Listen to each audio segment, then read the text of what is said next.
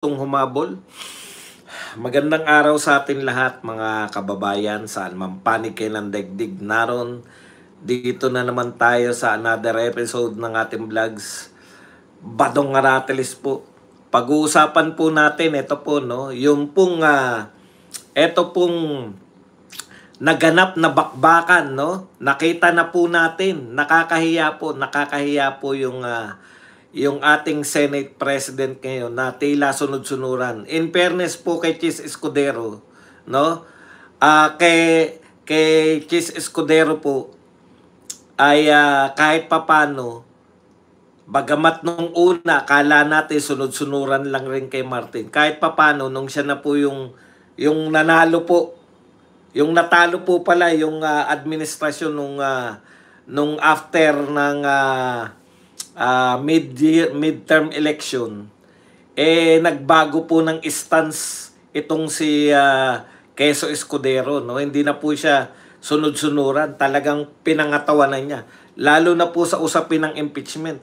Hindi po siya, alam nyo kung utos-utusan, no, ng mga congressman ang mga senador, ganun na lang. Pero kahit papano po, kahit hindi po tayo believe din kay Chis Escudero, ang laki naman po ng diferensya nila ni Tito Soto, di ba? Si Tito Soto po talagang harap-harapan na eto, makikita nyo po, no? Si Bryce Hernandez, ito po yung sentro na naging usapan nila eh. Si Bryce Hernandez po ay ano po, no? Ito po ay nakontempt at kasalukuyan pong hawak ng Senado, no? Pero ipinamigay po, no? Sumunod si Tito Soto sa request ni Martin Romualdez. Ipapakita ko po sa inyo pero magbibigay lang ko ng background, no? Ngayon po lalo nating nakikita kung ano po yung papel ng Tito Soto. Kaya eto, alam na natin yan, eh. Si Tito Soto talagang tutayan ni Martin, eh. Pero eto po, makikita nyo po ngayon, ang nakakahiya rin po, itong mga bumaliktad, no? Ayan, yung mga bilyar, alam natin kung bakit. Shoutout sa iyo, Placido Pilosopo.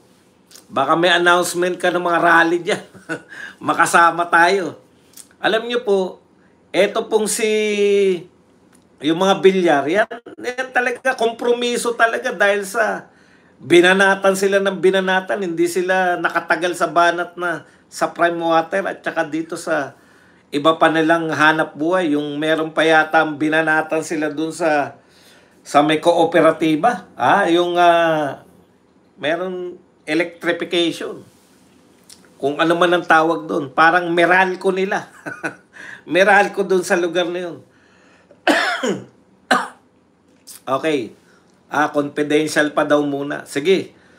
Para maihayag na natin kung meron ng rally.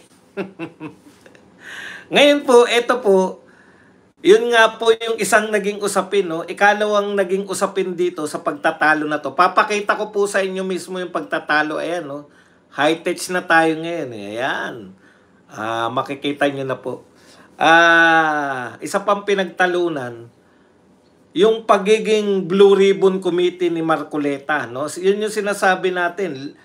Mayroong yung mag-asawang Diskaya, nanawagan po yung Blue Ribbon Committee nung panahon ni Marcoleta na po proteksyonan sila kung sila po ay lalabas, no? Kung sila po ay magpapahayag. Bakit naman po nung hindi na siya Blue Ribbon, parang tinabla na lang, no? Mawawalan po ng isang salita yung Senado, eh. Para pong ang mangyayari, wala kayong palabra de honor. Buong akala ng Diskaya kaya sila lumantad, mapoprotektahan sila, di ba? Ngayon, biglang nagbago lang ng leadership. Yan po yan, ang pangit po talaga. Ang pangit ng ginagawa na to ng mga senador, no? Nagpapakatuta sa House of Representatives. Mga kapatid, pakinggan na po natin, mas maganda na po mula na sa kanila. Ako nalibang eh.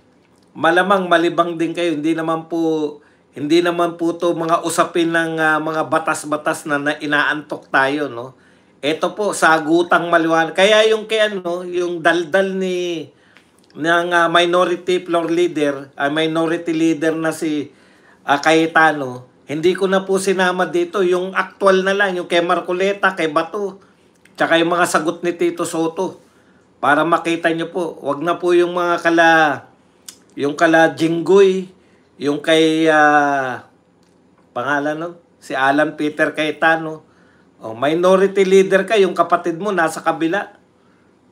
Hindi ba masyado kayong wais na pamilya? Pakinggan na po natin ito.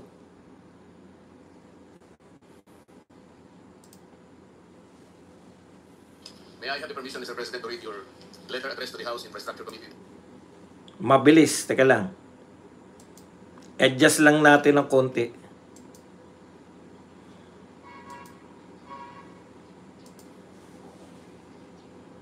Dated September 8, 2025. This is to formally approve your request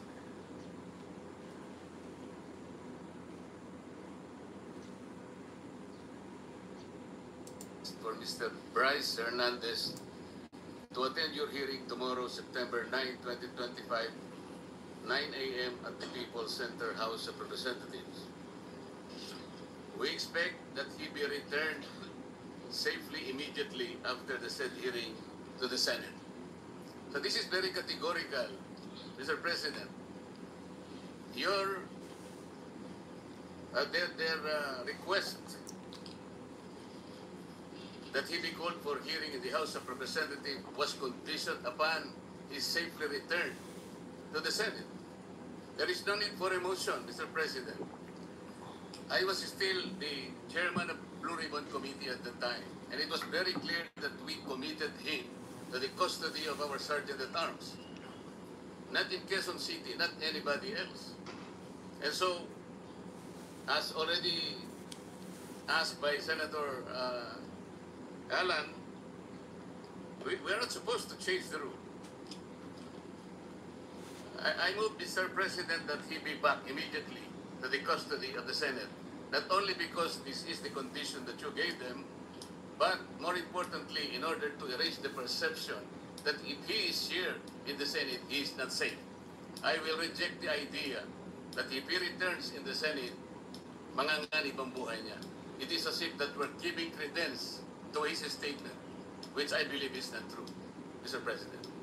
Mr. President, yes, Mr. President, with due respect to our colleague, Senator Marcoleta, there was an intervention. Actually, he was supposed to come back to the Senate, but the Speaker of the House had intervened and asked if he can be kept in the House, which you did not agree. And you said that we will put him in the PNP Custodial Center under the custody still of OSA and the Senate. Legal custody of the Yes. Senate. So when he wrote the letter, Your Honor, wala pang intervention. So walang kasalanan dyan si Senate President. He was going to bring him in, but we are not bending any rule. But the Because the Senate request- President already...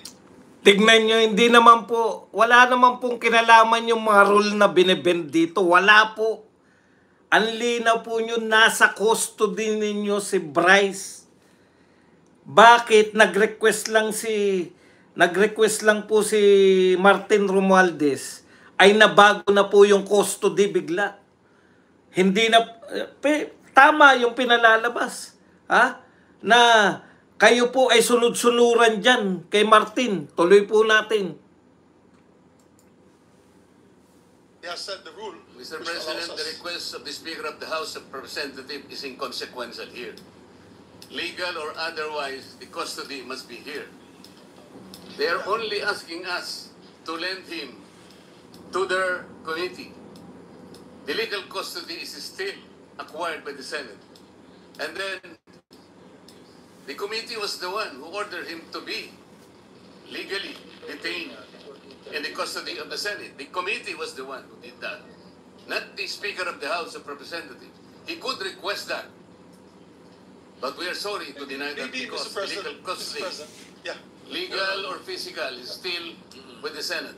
Mr. President, I think the points raised by Senator Marcoleta are valid. There's just, I think at the time, the witness had no fear of his life, but now he has fear of his life. We will guarantee that he's safe, even if he's in the Senate. No, so we're guaranteeing his safety if he's here in the Senate. But let's also be transparent, Your Honor, because I think the question there is kung meron bang mag-i-influensya pa sa kanya. That Diba? was the point of the Later on. minority leader. Correct. There might be a perception that if he is here, he might be influenced by someone. That is also Correct, Mr. President. the minority leader made mention of that. And that's why I believe the Senate President made that decision to keep him in a neutral area, which is the PNP Custodial Center. But then again, Mr. President, we're a deliberative body. If the body would wish him back here to the Senate, then we can discuss it further. Mr. President, just a quick intervention. Go ahead, Senator Lacson. I would like to echo the earlier manifestation of the majority leader. Yung letter po ng ating Senate President was valid before the intervening event occurred. So we cannot invoke the letter of the Senate President kasi wala pa yung intervening event na mayroong request from the Speaker of the House. And the Senate President, you know, using his own wisdom, granted the request, but we are not given, or we have not given the legal custody of Bryce Hernandez to the House. We still maintain or retain the legal custody over his person. And as I mentioned earlier, kung kailangan siya ng House, they will have to seek permission from the Senate President. Again, yes, so they are not in Thank you, Mr. custody. President. Yes, Senator Mr. De La Rosa, President. yes, go ahead. Thank you, Mr. President. Ang daming tagapagtanggol ni Soto ah. Kita mo ha, sinabi po ni Ping Lacson na may request si Martin Romualdez. Kaya na bago ang custody, hindi na ibalik sa Senate. Pasimplihin lang natin, pinaiikot nyo pa kami. Kaya hindi nakabalik sa Senate si Bryce dahil nag-request si Martin Romualdez. Ano man ang katwiran nyo na bago dahil lang sa request ni Martin Romualdez. Tuloy natin mga partner. Mr. President, You know, let Senator De La Rosa speak first. Go ahead. we have a very sad. Isa pa pala, nakita nyo po ang dami pang tagapagtanggol ni Soto. Anong klaseng Senate President yan? Ni hindi maipagtanggol yung mga ginawa niya. Mr. President. Because if the reason why the Speaker requested for Bryce Hernandez to be detained not in the Senate because for fear of being influenced by anybody or any member of the Senate, alam mo, Mr. President, Colonel Grijaldo nag-testify dito sa ating committee about the wrongdoings of the members of the Quadcom. Nagsumbong siya dito, Mr. President. And after he read his statement, sabi niya sa amin, Sir, can I be protected by the Senate? Dahil alam kong pinag-initan ako ngayon ng House. So, I share the information to the committee and even to the leadership of the Senate. But the following day, or the days after, he was required to appear before the Quadcom and he was cited in contempt. Na siya ay na-contempt, kinulong siya doon. At nang kinulong siya doon, look, what happened? Binubombard siya doon, pinupuntahan siya doon at siya sabihan na huwag yung gusto namin na mangyari, gawin mo na para makalabas ka na dito sa kulungan. Hindi nag-give in si Colonel Grijaldo. Kinulong siya hanggang natapos ang 19th Congress. So, Mr. President, sila ay takot sa kanilang ginagawa mismo. Hindi po yung gagawa ng Senado na mag-impluensya ng resource person. Never pa nangyari yan na mayroong pumunta doon sa baba, tinakot yung nakakulong contempt, cited in contempt na resource person. Gawain nila yan sa House of Representatives. Ginawa nila kay Grijaldo. Kaya huwag tayong basta-basta bumigay sa kanila dahil we should be independent from them, Mr. President. Hindi natin sila dapat sundin kung anong kagustuhan nila. We have to stand on our own. Thank you, Mr. President. Tama yung punto ni Bato, no? Si Grijaldo, hindi kayo nakapalag.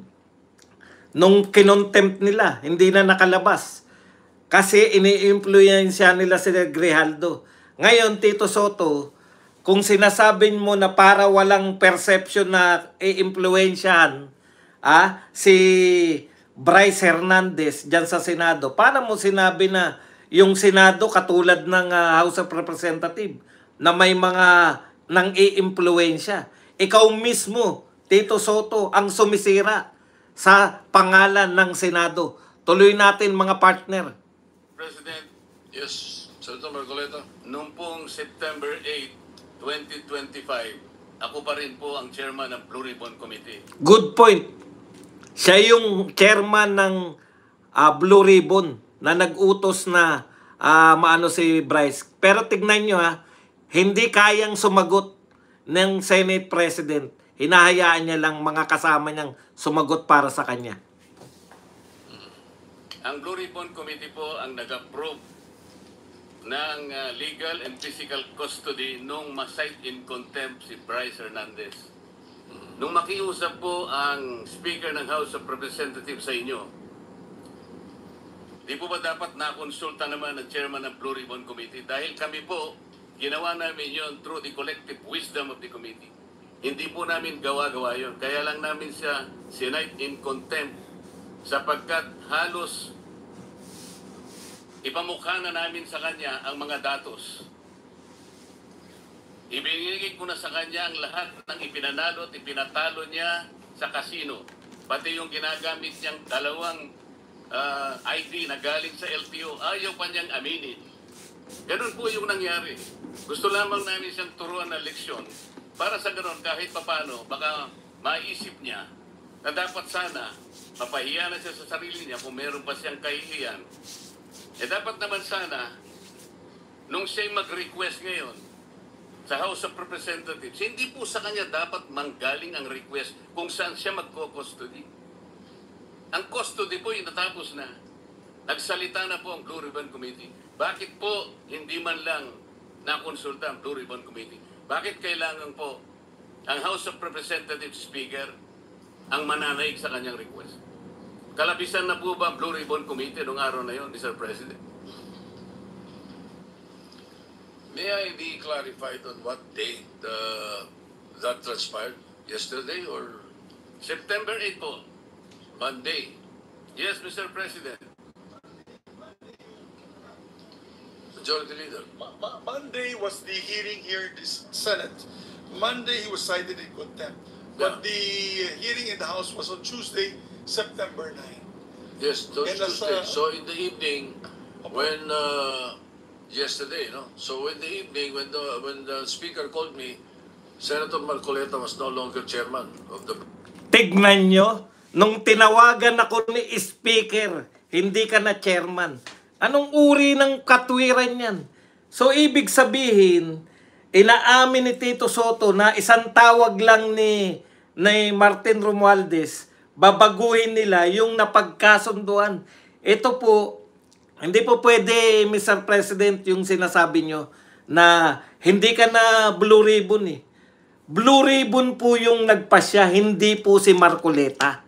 Tandaan po ninyo, hindi porkit pinalitan nyo yung pinuno ng Blue Ribbon, hindi porkit nagpalit kayo ng pinuno, invalid na yung mga ginawa ng Blue Ribbon. Ibig nyo sabihin, pwede nyo nang ibasura yung mga investigasyon ng Blue Ribbon dahil si Marcoleta yung chairman. Anong klaseng katwiran yan? Pero ang importante rito mga kapatid, nung tinawagan ako ni Martin, nung tinawagan ka, na bago na, custody nyo si Bryce, yun lang po yan. Wala muna tayong mga yun lang pong custody. Custody mo si Bryce dahil tumawag si Martin, pwede nang baguhin.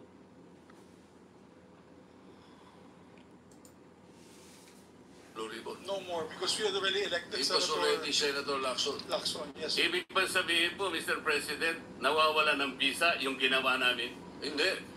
Ganun po pala. He's still in legal custody. Dapat po, Therefore, igagalang po kung ano yung aming iniwan. yes. Tama, pahiya ka ngayon. Iwan ninyo, cite in contempt. Hindi And po. legal Nasa legal custody na po ng He was still under the legal custody of the Senate. Mr. President, may I ask for a minute? Napahiya ka. suspension. Session suspended. Habang session suspended, napahiya ka dahil hindi mo alam yung ginagawa mo. Bakit mo sinight na siya pa ba yung chairman? Akala mo si Marcoleta madadaan mo dyan sa pasait-sait mo ng siya pa ba chairman? Hindi, magaling na abogado yan si Marcoleta, hindi yan katulad ng mga kakilala mong abogado. Yung pamangkin mong abogado na hindi naman yata nakapag-abogado kundi dahil kay naging senador agad dahil sa pamangkin mong si Sharon Cuneta. The status is we were in debate about the status of the witness. Mga kapatid, in advance ko lang pero mahaba po yan. Bakit po mahaba? Nakita nyo po yung pagkakaiba? Yung kay Marcoleta, saan ba yun? Basta yung kay Marcoleta, napakahaba. Walang suspended kasi alam ni Marcoleta alam niya yung ginagawa niya. Eto, bakit po ang haba? Mahaba po yan. Siyempre, in advance ko lang eh. Siguro mga 30 minutes meeting muna sila. Nakita niyo po yung pagkakaiba ng isang matalinong senador. Si Marcoleta, mula magsimula hanggang matapos, walang suspended. Nakita niyo? Kaya nagsususpend, hindi na nila alam ang gagawin. Kaya, meeting muna sila, kasama na ng mga abogado at mga advisor. Ganyan po yan, yan po yung nagaganap dyan. Hindi nila kasi kayang pangatawanan yun. Meron ka pa nalalaman, pahiya po siya. Saan po siya napahiya pa? Napahiya siya noon, inamin niya na tinawagan siya ni Martin.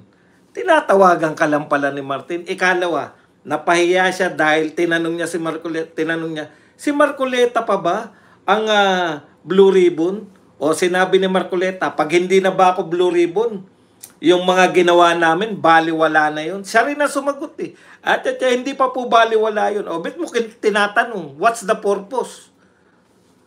Tuloy po natin, mga partner. Bryce Hernandez, Mr. President. So, I think in consensus, would you like to make the motion, Mr. President, on where to... Yes, Mr. President, therefore, yes, can we recognize Senator Jinggoy Can I just make a motion, Mr. President, Majority Leader? I move that we commit Bryce Erickson Hernandez to the Pasay City Jail, Mr. President. I second the motion of the good Any objection? gentleman. Chair is none. And the chairman of the Blue Ribbon concurs. Hearing no objection, the Bryce Hernandez is hereby Mr. President, if I may, but just to put on record that it's with the understanding that the Senate retains its jurisdiction over that person, Mr. President. Just Of to put that course. on record, Mr. President. Of Thank course, it has never been... Tagalugin mo na lang, putya. It was always under our legal custody. So the motion is to transfer that particular person to the Pasay City Jail. Any objection? Chair is none. Motion is approved. The Sergeant at Arms is hereby directed to transfer Bryce Hernandez to the Pasay City Jail as soon as possible.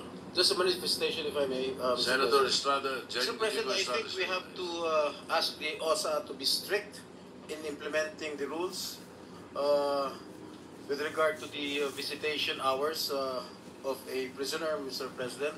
No visitors allowed. Only Lawyers. immediate members of the family, lawyers, priests, etc., etc. Thank you, Mr. President. yes, the Sergeant at Arms is hereby directed and make a list of those who will visit him. Yes, we'd like to Thank you. recognize Senator Marcoleta, Mr. President. Senator Marcoleta is recognized. Mr. President, meron po pong isang isyong naiwan dahil noong September 8 po, while I was still the chairman of the Blue Ribbon, napagkaisaan po ng komite dahil sa noong September 1, kung maalala po natin, as chairman, I floated the idea na para makatulong po kung merong gustong lumabas na doon sa 15 na kasama sa pagdinig, makakatulong po sila ma-identify po lahat ng mga kasabwat sa anomalyang paglalatag ng mga proyektong pang flood control, pinload po natin yung idea na kung gusto ninyo, ay kinakausap na po namin ng DOJ, you may be provided by provisional immunity. Of course, pag-aaralan natin kung qualified kayo. Sa nakikita naman namin, basta hindi kayo most guilty at napakarami pong ibang mga requisites doon, tinignan po natin mabuti. After 1 week, Mr. President, dalawa pong mag-asawa, yung Diskaya, ang naggawa po ng sworn statement. Pero bago po nila gawin yon, ay siniguro ko po na talagang sila ay voluntary na gagawa ng sworn statement. Kaya yung pong kanilang emissary, sinabi ko, kailangan sumulat muna sila na talagang gusto nilang magsalita at walang halong pagsisinungaling ito. Yun ang option na gusto nila at narinig nila yung aming pinupload na option na sila'y lumabas bilang isang witness, a state witness. Yun nga po ang nangyari, Mr. President, hanggang sa sila nga ay tumestigo sa komite, dala-dala at binasa nila yung kanilang sworn statement. Nang dahil po doon, Mr. President, ay gumawa kami ng sulat sa ating kalihim ng Department of Justice. At yun nga po ay September 8, 2025. Gusto ko po malaman, Mr. President, ano po yung status noon sapagkat kayo na po ang pumalit na Senate President by the time. Yes, the proposal and your intention is indeed, yes, it's laudable. We may be able to get state witnesses there, no? But that September 8, evening of September 8, when I was informed about it, what I did was to decide that the issue be referred to the Blue Ribbon Committee, especially knowing that there will be a new composition the following day. That was quite late at night when I received the notice. Mr. President, if that happens, parang ang aming pong pinag-usapan noon while I was still the chairman of the Blue Ribbon Committee, parang nawalan po ng saysay. Ang mangyayari po noon, with all due respect, baka po ma-compromise o mawala po yung integrity ng proceedings natin. The integrity of the inquiry is very, very important here. Sila po ay pinangakuan namin sapagkat nagpapasaklolo sila. Alam nila na may panganib ang buhay, hindi lamang sa kanilang mag-asawa kung hindi yung pamilya nila. Kaya nakita po namin ang urgency. Mr. President, September 10 na po ngayon. Kung sakali pong totoo na nanganganib ang buhay nila, yun pong ipinangako namin na immunity sa kanila na makakatulong po. At yun naman po ang naging courage sa kanila para lumabas into the open and tell all. Nakita naman po ninyo, talagang initially nakapagsalita sila nung inaakala nilang kasangkot po allegedly sa mga anomalyang paglalatag ng flood control projects. Kaya po, ang tanong ko ngayon, kailangan po bang pagpasyahan ng bagong liderato ng Blue Ribbon ang isang bagay na amin na pong naaproba nung kami po ay nandun pa sa Blue Ribbon? Correct. Mr. President? John De Leon. Yes, Mr. President. May I ask for a minute suspension so that both leaders, the former leader of the Blue Ribbon and the newly elected leader of the Blue Ribbon Committee can discuss for just a few minutes this operational matter amongst themselves. May I ask for a minute. Session is suspended. Di ba? Hindi automatic. Natatandaan nyo, ano ba yung kay Marcoleta, yung maghapon, ilang oras, walang suspension. Hindi nila alam yung mga, hindi nila kayang sagutin. Si Marcoleta. Senator Marcoleta has graciously allowed us to discuss first other matters, Mr. President. Ibang matters na po. Ang kaya sila nagsususpend mga kapatid, no? Yung privilege speech niya sa impeachment ni BP Sara, 'di ba? Wala pong suspension 'yun. Magtanong kayo, kayang sagutin. Dito po kitang-kita po. Nagtatanong si Marcoleta, simple lang. Inaya namin 'yan. Yung 15 para mabilis tayo. Baka gusto nyo ng kumanta. Nung may kumanta, pinangakuan nila Marcoleta na kaya sila kakanta, poproteksyonan ng Blue Ribbon Committee. Alam nyo na ngayon kung bakit. Kung bakit bigla-biglaan nagpalit. Kaya ang mga traidor, yung mga dating majority na nagsilipat, yung katraidoran nila, may kahulugan po yan. Yung katraidoran po nila, ang kahulugan po niyan, simple lang. Gusto nilang matigil, no? Mapigilan, mabusalan, yung mga diskaya, at kung meron pa pong mga susunod sa mga diskaya na maglalantad ng mga katiwalian, mapigilan na. Kasi magiging cautionary tale. Ang susunod po niyan, makukulong po yung mga diskaya. Sinabi na ni Luis Troyan. Makukulong sila ng habang buhay dahil plunder ang magiging kaso nila. Samantalang, yung Blue Ribbon mismo yung nag-aya. Blue Ribbon mismo yung nag-aya sa kanila para tumistigo at maipagtapat na ang lahat ng nalalaman nila. Nung tumistigo at ipinagtapat ang lahat ng nalalaman, no, biglang mawawala ngayon ang kanilang proteksyon dahil nagbago ng liderato. Ganyan po. Ganyan po tong gobyerno natin. Ngayon, para saan yung mga magsumbong sa Pangulo? Wala lang. Lahat yan palabas lang. Kaya tama pa rin. Tama talaga yung mga Duterte. Lahat ng ginagawan to, palabas lang lahat. Ang sakit isipin, di ba? Napakasakit po sa tuktok na 3 taon magpapalabas na kunwari anti-corruption. Nung nalantad na yung mga corrupt official, sinabi na mismo, imbis na ugatin talaga yung di ba pag merong kang whistleblower, dapat alamin nyo kung totoo ba yung sinasabi na whistleblower. Hindi po pinagtutulungan ngayon yung whistleblower. Kaawa-awa naman. Okay. Kaya tama po na etong si Magalang ba nagsabi, at saka si Toby Chanco rin. Sinabi rin ni Toby Chanco, sindikato talaga na lahat. Napakahirap po ng kalagayan natin sa Pilipinas kasi maraming matatalino sa atin, alam natin yung nagaganap, pero halos wala tayong magawa. Richard the Gamer, thank you very much. Richard Gamer, thank you very much sa 99. Thailand bat ba yan, THB? Mga kapatid, ngayon naman po ay punta na tayo sa inyong mga katanungan, sa inyong mga reaksyon, at higit sa lahat, pwede po kayong magpakape. Ayan. Ayusin na natin.